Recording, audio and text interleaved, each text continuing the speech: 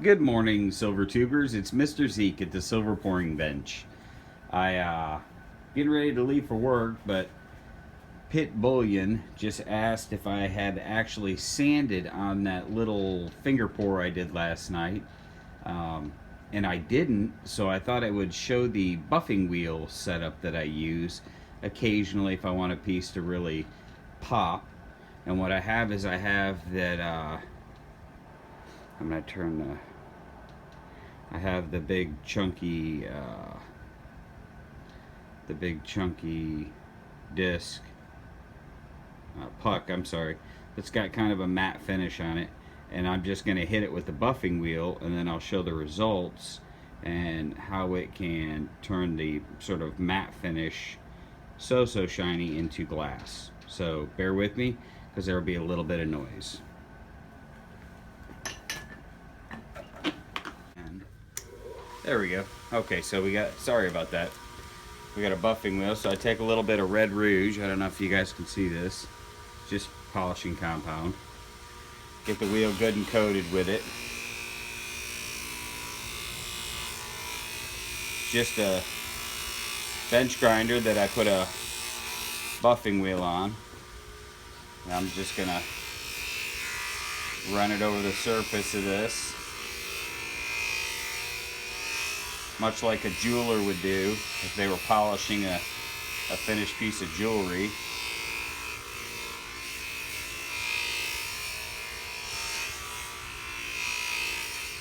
You have to be kind of careful because it will get warm as you're doing this. And you apply different amounts of pressure depending on how deep the imprint in the piece is. And sometimes you'll get some rouge stuck in some crevices. And then I'm just going to bring it over here. I've got white rouge on this wheel, which I need to get some more of. I'm just about out. I don't do a lot of high gloss polishing on my stuff. It's just not what I'm known for. I'm known for more of a natural look, like it just came out of the crucible. But occasionally I get the bug to hit it with the buffing wheel. So depends on how the piece looks. This will remove a little bit of schmutz, not flitz. This will remove a little bit of schmutz. So, alright, and let's transport ourselves over to the pouring bench. And so this is the final.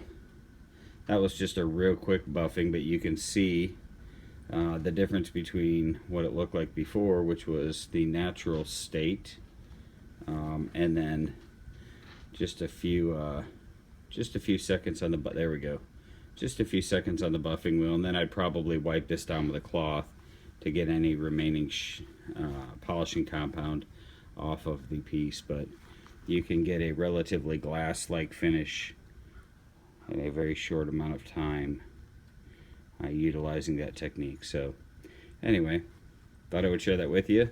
It's not pouring, but it's part of the process. So cheers, everybody. I hope everybody has a wonderful, well, here, this is a good example. These pieces had the same finish on them before. This is the top stamped, and this is the side stamped crater. But you can certainly see the difference in the finish on them. So anyway, cheers, everybody. Mr. Zeke from the Silver Pouring Bench. Just another day in the life of a pourer.